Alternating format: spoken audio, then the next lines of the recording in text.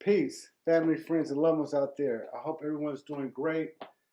I hope everybody understands that we are going through the shift. Spring has already kicked in, and now that everything is blooming and coming to the surface, now we have to express that love that we have not only for self but for others around us because we want this to cycle in and come back to us in this cycle that's upcoming, right? So we just coming into tourist season. So shout out to all the tourists out there. Um, this is the earth sign, so you know you should be doing a lot of grounding, meditating with high intentions. And so today's show topic is may you receive a sign of love today. And that's because that's showing you that you're on the right path. You're on the right road moving forward towards love and not lust, right? And I say lust because this is the time where your imagination can take you down a rabbit hole and have you desiring things that doesn't serve you in the present moment, right? Right now you're practicing what serves you in the present moment, and that's accepting and sharing love. Because in the present moment, we all can do a little bit more sharing, right? We can share more energy and thoughtfulness with each thought that we have around others. And no matter if they're strangers or they're friends or family, we can have a high, vibrant conversation with them or without them and about them, right? And so that's what we want to do. We want to begin to trust that the more we put out in the world will come back from within, right? And we talked about the Heavens Bank and how Heaven Bank allows us to store and I say store, but invest not only in ourselves but in others by just the expression of thought and love, right? So just accept what's given to you and just live in this moment, right? This moment of creation and coexistence with the higher powers and I say just a higher vibration of people that's more aware and conscious of today's times, right? So just trust that you are being supported by the universe and it's channeling through you to show that you trust your bigger self, right? Your present self and not the shadow or the present, or not the past self, right? The shadow and the past always have kept us feeling like we have to keep attending to that period of time. But really, it's the present moment that we have to put all our energy and power into, right? And we have to trust that we're doing that. And if we allow trust to come into the spaces that we have, and when we allow that to happen, then we can see all the abundance that is around us, right? All this abundance that we can use. Um, because there's so much energy that so much more energy that we can use at in the present moment. It's like so much that we have to be very decisive and organize and plan what we want to use because there's just too much. There's just too much, and so you don't want to be overwhelmed and get into a stagnant because you don't know which direction your energy is going. And that's why I say it's important just to express the love that you have for yourself. And from there, let that surround you, right? I said let that surround you because when you're facing anything with adversity, right, you want people to be able to support you, right? And you trust that you keep good people around you so when you go through any adversity, they can let you know what what you can do or how they can help and from there you can work with what you have because trying to worry and let your fears bring bring upon thoughts that put you in a position where your lower emotions start to take control over your present moment. And then that's when you start to lose the faith, right? Because the faith is established by the trust that you lay out with yourself. And that trust that you have within yourself is going to keep that strong faith, right? And that strong faith that you have will be able to balance the scales. And so when I think about how strong your faith is, there's a question I want to pose to you, and you can just drop it down in the comments. Um, what side of faith are you on? And I'm going to make two sides just for the conversation. But think about it. There's the faith of God, right? That's one side. And then you have faith in God, and that's another side. So I'm going to briefly talk about the two sides, and then you can let me know which side do you see yourself on or participating with, right? So I'll start with the faith in God, right? The faith in God is saying that you have understanding of who and what God does. And that's not to say you have a high understanding or a low understanding. It's just saying that you are aware and you have some understanding that you do have faith in God. And then you have your prayer and the praying. That shows that you have faith in God. And then you also witness things that God does in your life or in others. So you're observing. And so that's how you have another way of having faith in God, right? And then on the other side of faith, you have the faith of God. And so the faith of God is more being in the knowingness of you're not understanding anything. There's no need for the understanding because you know and you hold the knowledge, but the power to act upon what you know. So it's more than the understanding of having knowingness. And then you have forgiveness. Forgiveness is a huge part of having the faith of God because the forgiveness allows everything to have a clean slate. And that's what we are praying for sometimes, right? For a clean slate, for more to come, to take things out and people out of our lives. So that's the same thing as the forgiveness, but the forgiveness is on a higher level of praying, right, or consistent praying, right. Then on the side of the faith of God, you have the obedience. It's like when your spirit and your souls tell you something, you automatically do it and don't question the thought or the sound that you get that tells you to take a certain action. The obedience is showing that you have the faith of God.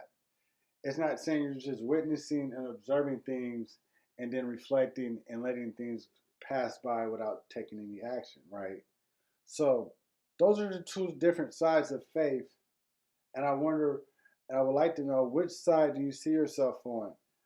Because if you're in the faith of God, then you cover the faith in God side. And if you have the faith in God, then you're getting towards moving towards becoming to having the faith of God, right? And just know and expect to meet God from within you. So when you're having all this faith and building this faith up, when you decide to put an identity to that faith, just know it's going to be you, meaning the God is within you. You're going to see the same reflection of your God from within you. So the faith is very important, right?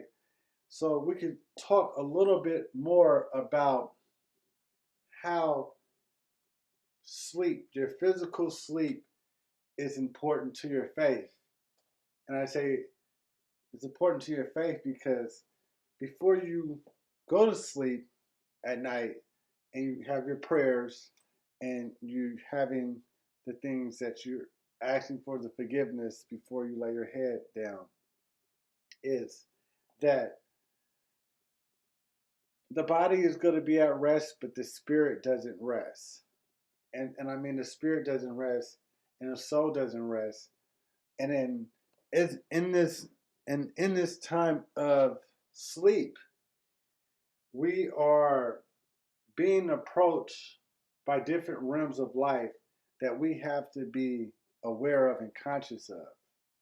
So, in your dream state, you have to understand that when you're having a dream, your subconscious is communicating to you and it's letting you know what challenges and what obstacles that you might be facing in the upcoming future.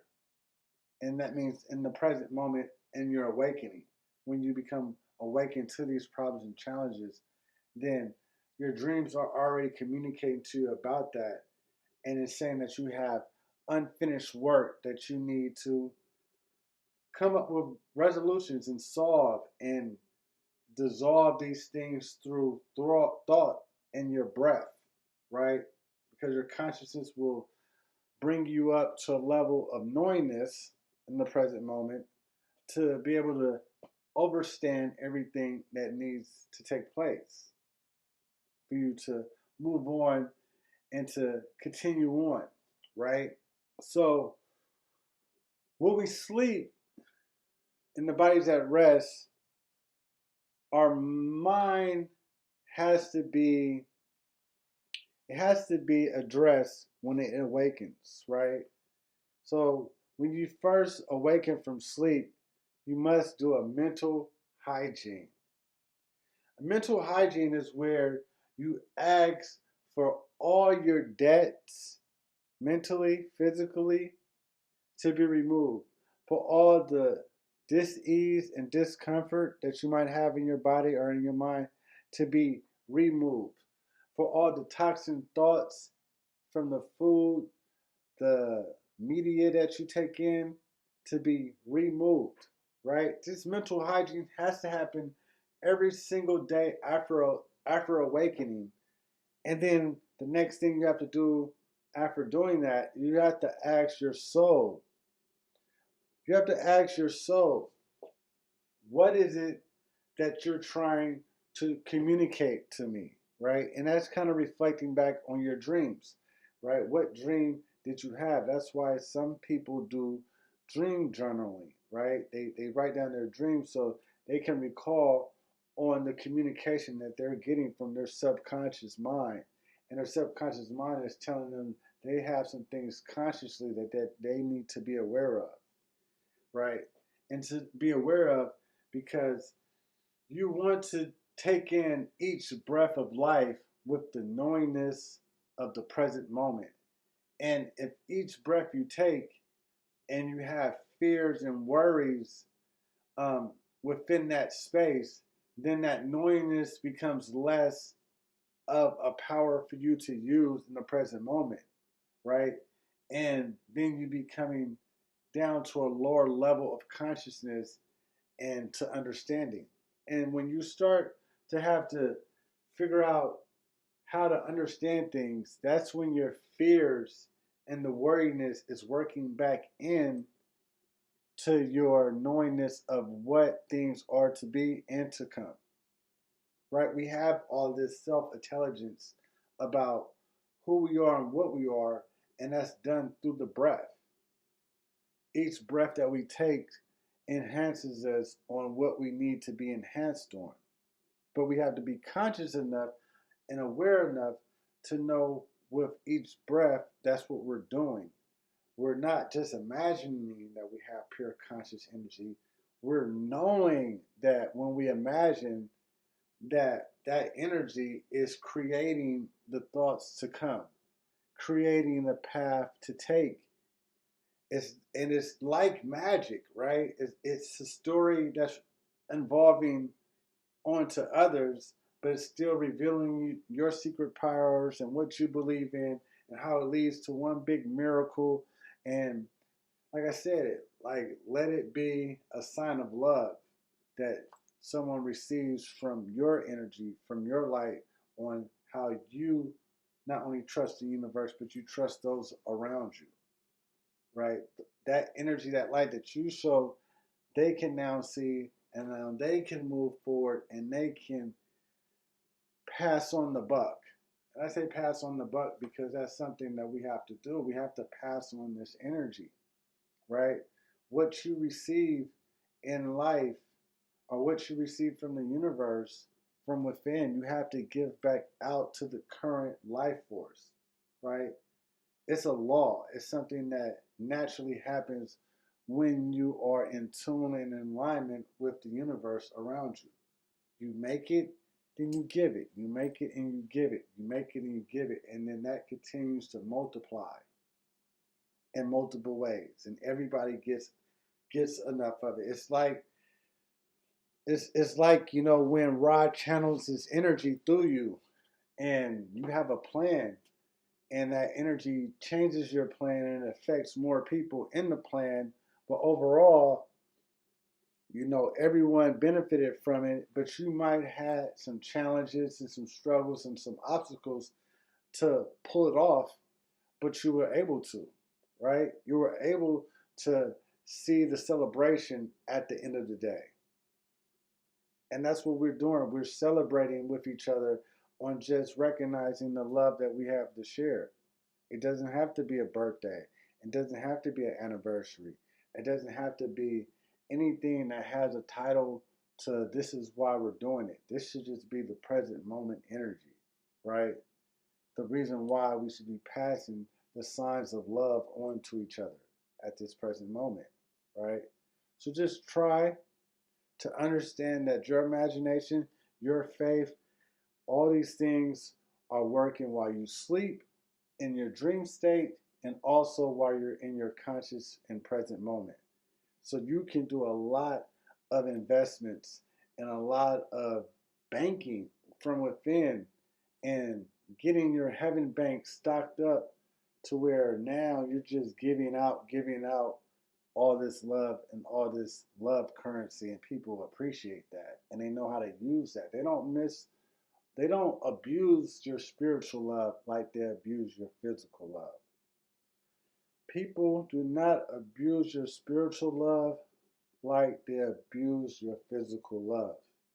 Okay? So start sharing that spiritual energy, that spiritual love, and trust that the universe is doing that for you and those around you is doing it for you as well. Hmm. And I think that's about all I'm going to share today. But just know that your breath with Ra is an action of the coexistence of working together and having the awareness.